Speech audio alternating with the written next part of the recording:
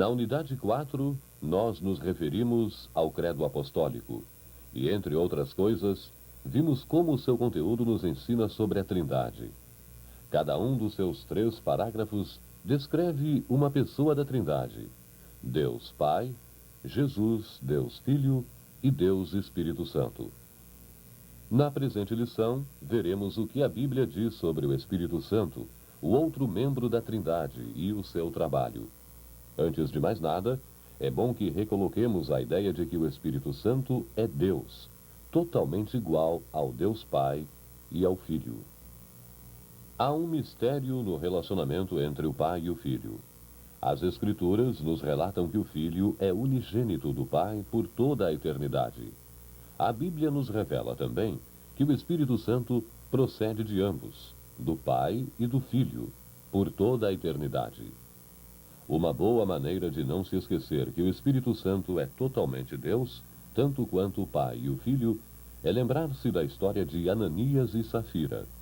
Nos dias da antiga igreja, Ananias e sua esposa Safira mentiram ao Senhor, e por isso Deus matou-os subitamente. Essa história está contada em Atos 5, 3 e 4. Então Pedro disse a Ananias: Por que você deixou Satanás dominar o seu coração? Por que mentiu ao Espírito Santo? Você não mentiu a seres humanos? Mentiu a Deus. O que nós podemos deduzir desse trecho é que mentir ao Espírito Santo é o mesmo que mentir a Deus, pois que o Espírito Santo é Deus. Outros nomes bíblicos para o Espírito Santo são Espírito, Espírito de Deus, Espírito da Verdade, Confortador, Consolador. Quando nos referimos ao Pai, ao Filho e ao Espírito Santo, usualmente pensamos neles desempenhando diferentes papéis. Nós pensamos no Pai como o Criador, no Filho como o Redentor. E quanto ao Espírito Santo, em que papel nós pensamos nele? Como já vimos em algumas lições passadas, o Espírito Santo é aquele que inspirou os homens santos no momento de escreverem a Bíblia. Além disso, nós pensamos no Espírito Santo como o Criador da fé, aquele que não somente cria, mas que também preserva em nossos corações a verdadeira e salvadora fé em Cristo, o nosso Salvador. A prova disso é encontrada em 1 Coríntios 12, 3. Ninguém pode dizer: Jesus é o Senhor, a não ser que seja guiado pelo Espírito Santo. É o Espírito Santo que torna possível a nossa crença em Jesus e faz-nos admitir Jesus Cristo como nosso Salvador pessoal do pecado. Para mostrar que nós somos incapazes de produzir fé ou acreditar em Cristo por nossos próprios meios, considerem os seguintes pontos. Aqui, Jesus está curando um homem que é fisicamente cego. Dizemos fisicamente porque normalmente nós nascemos com 2 olhos bons. Nascemos cegos do ponto de vista espiritual. Nós somos espiritualmente cegos, pois embora possamos usar nossos olhos para ver uma gravura de Jesus, é somente pelos olhos da fé que podemos ver Jesus como nosso Salvador e Senhor. Sobre isso, 1 Coríntios 2,14 diz: Ora, o homem natural, isto é, o descrente, não aceita as coisas do Espírito de Deus, porque lhe são loucura, e não pode entendê-las, porque elas se discernem espiritualmente. Aqui, Jesus está ressuscitando Lázaro, depois que este esteve morto e enterrado por 4 dias. E voltamos a repetir: embora alguém possa estar fisicamente vivo, se não tiver fé em Jesus, está, na verdade, espiritualmente morto. Efésios 2:1 diz aos cristãos em Éfesos que, antes de serem trazidos para a fé, estavam espiritualmente mortos por causa da sua desobediência a Deus e por causa dos seus pecados. O que pretendemos mostrar é que o descrente não pode simplesmente decidir acreditar em Cristo por conta própria. assim como um morto não pode decidir levantar-se e andar. Finalmente, vemos Jesus cercado por seus inimigos descrentes. Isso ilustra bem que os descrentes que não veem Deus como um Deus de amor, só podem vê-lo como o inimigo no temor e terror. Romanos 8:7 diz isso muito simplesmente. Por isso, o pendor da carne é inimizade contra Deus, pois não está sujeito à lei de Deus, nem mesmo pode estar.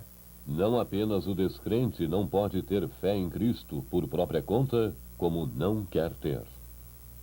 Quando reunimos as ideias que levantamos até agora, descobrimos que o homem descrente é, por natureza, espiritualmente cego, morto e inimigo de Deus.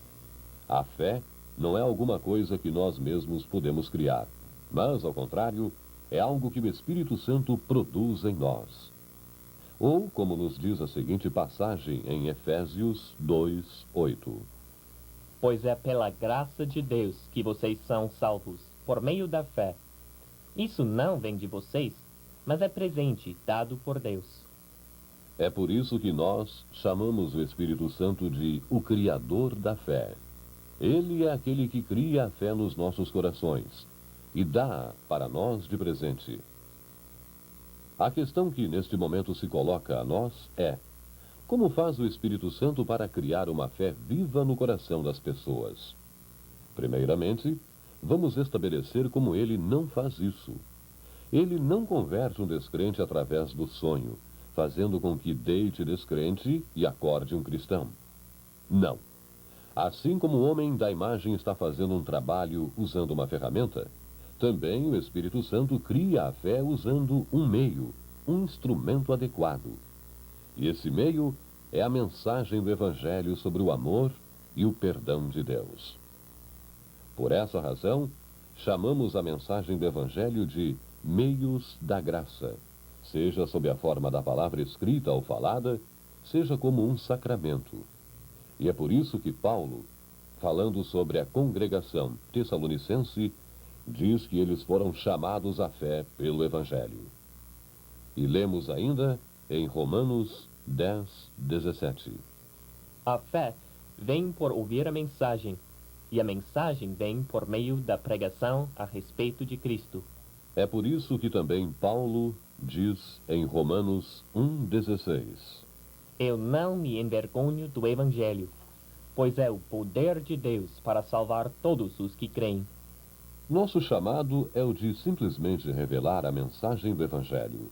Deus nos deu esse privilégio e essa responsabilidade. Entretanto, após termos feito isso, cabe ao Espírito Santo trabalhar, através do poder da mensagem do Evangelho, para criar uma fé viva e verdadeira no coração das pessoas. E porque é um ponto muito importante, vamos enfatizá-lo, de acordo com o que Deus nos disse na Bíblia, isto é, que o Evangelho é o único caminho para o Espírito Santo criar fé. Iluminação, regeneração e conversão são os nomes dados ao trabalho do Espírito Santo, através do qual ele põe fé no coração dos crentes. É chamado de iluminação porque o Espírito Santo deixa que a luz do Evangelho brilhe nos corações escurecidos pela ignorância e descrença. O resultado é que a pessoa torna-se capaz de ver a salvação conquistada para ela por Cristo. É chamado de regeneração porque o Espírito Santo penetra num coração espiritualmente morto e regenera-o, dando-lhe vida nova. Assim, a pessoa passa de um estado a outro, ou seja, de espiritualmente morta a espiritualmente viva. Essa pessoa nasce de novo. Foi-lhe dada uma nova vida, uma vida na família de Deus, uma vida que não tinha antes. Algumas vezes, pessoas nos perguntam: você é um cristão renascido? Hoje, essa pergunta é totalmente desnecessária e até confunde. A resposta mais adequada é: não sei se há alguma outra maneira de ser cristão. Um cristão é alguém que nasceu de novo para uma nova vida espiritual. Infelizmente, o que as pessoas querem realmente dizer é: Você é um cristão? Desses que vibram pelo Senhor? E, seguidamente, a implicação contida nessas palavras é de que, se vocês não estão tão entusiasmados quanto eles estão, o cristianismo de vocês é de segunda classe. O trabalho do Espírito Santo é chamado ainda de conversão. Conversão significa inverter alguma coisa, mudá-la de uma direção para outra. O Espírito Santo nos converte pelo Evangelho, no sentido de que ele nos tira do caminho do pecado e da destruição e nos põe no rumo oposto, no caminho de Deus e sua graça infinita. Trabalhando através da mensagem do Evangelho, o Espírito Santo iluminou, regenerou e converteu todos os cristãos. Provavelmente, uma das mais importantes perguntas que alguém pode se colocar é: como eu posso saber se fui convertido? Para saber a resposta, vocês devem fazer a si mesmos 3 perguntas. Primeira: eu me incomodo por ter pecado contra o Senhor? Segunda: eu tenho confiança em que o sangue de Jesus Cristo limpou-me de todos os pecados? Terceira: eu tenho o desejo de servir ao Senhor? Se vocês puderem responder sim a essas perguntas, então o Espírito Santo criou uma fé verdadeira e viva em seus corações. Depois disso, resta apenas educar e fortalecer a sua fé, por meio do estudo da Palavra de Deus. Há apenas alguns minutos atrás, nós vimos que o desejo de viver vidas dedicadas ao Senhor e à sua vontade é fruto ou produto da nossa fé. E, desde que é o Espírito Santo quem põe a fé em nossos corações, é Ele também o responsável pelo desejo que sentimos de viver uma vida santa. É chegado o momento de introduzirmos uma nova palavra: santificação. Essa palavra significa, literalmente, ato ou efeito de tornar-se santo. Fé e santificação andam lado a lado, como fogo e calor. Assim como todo fogo tem calor, da mesma forma, todos os cristãos desejarão viver vidas santas ou santificadas. 2 Coríntios indica isso. Quando alguém está unido com Cristo, é uma nova pessoa. Isso não significa que os cristãos não terão mais maus desejos ou que não serão tentados a pecar. Infelizmente, o impulso para pecar estará presente em nós até o dia da nossa morte. Nós somos novas criaturas, no sentido de que, antes de termos fé, nós vivemos somente para nós mesmos, enquanto que, depois de tocados pelo Espírito Santo, nós passamos a desejar uma vida voltada para Deus. E é assim que o Senhor deseja. Em 1 Tessalonicenses 4:3 está dito: O que Deus quer de vocês é isto, que sejam completamente dedicados a Ele. Em Efésios 2, começando pelo versículo 8, nós vimos um quadro completo do que é a fé e as boas obras. Lá nós lemos: Pois é pela graça de Deus que vocês são salvos, por meio da fé. Isso não vem de vocês, mas é presente dado por Deus. A salvação não é o resultado dos esforços de vocês mesmos, e por isso ninguém deve se orgulhar. Porque foi Deus quem nos fez, e, sendo unidos com Cristo Jesus, nos criou para fazermos o bem que Ele já havia preparado para nós. Ou ainda, como está dito em Filipenses 2:13, Porque Deus está agindo sempre em vocês, para que obedeçam à vontade dEle, tanto no pensamento como nas ações. em suma, as boas obras não são praticadas por nós para que nos tornemos cristãos, mas nós as praticamos porque Deus, Espírito Santo, nos fez cristãos. É importante guardar bem esse pensamento. Boas obras não são a causa da nossa fé. Ao contrário, boas obras são resultados da fé. Para concluir essa parte, vamos definir o que são boas obras, destacando 3 aspectos que as caracterizam. Primeiro, para ser uma boa obra, deve ser feita com fé. Ou, como diz Hebreus 11:6. Sem fé, ninguém pode agradar a Deus. Certamente os descrentes podem impressionar o mundo, doando altas somas para igrejas ou instituições de caridade. No entanto, somente aqueles que acreditam em Cristo como seu Salvador podem realizar obras que agradam a Deus. E como a fé é condição fundamental para a realização de boas obras, aos olhos de Deus, apenas os verdadeiramente cristãos são capazes de realizá-las. Somente aquelas boas obras dos que acreditam emanam de um coração que está de bem com Deus Pai.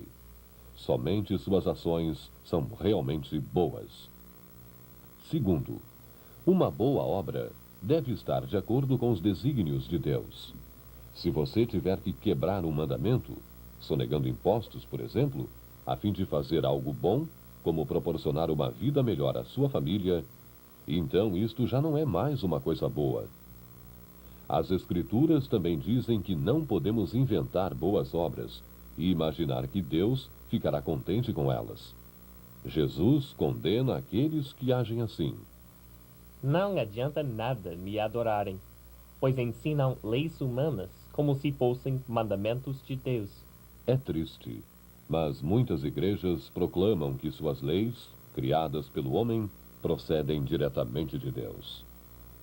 Terceiro, uma boa obra não deve ser levada a efeito apenas para impressionar seus amigos, mas, como está dito em 1 Coríntios 10:31, Se vocês comem, ou bebem, ou fazem qualquer outra coisa, façam tudo para a glória de Deus. na maioria das vezes, nossas boas obras vão beneficiar o nosso próximo. Jesus, em Mateus 25:40, diz: Eu afirmo que, quando vocês fizeram isso ao mais humilde dos meus irmãos, de fato foi a mim que fizeram. A seguir, passaremos aos exercícios de revisão e reforço.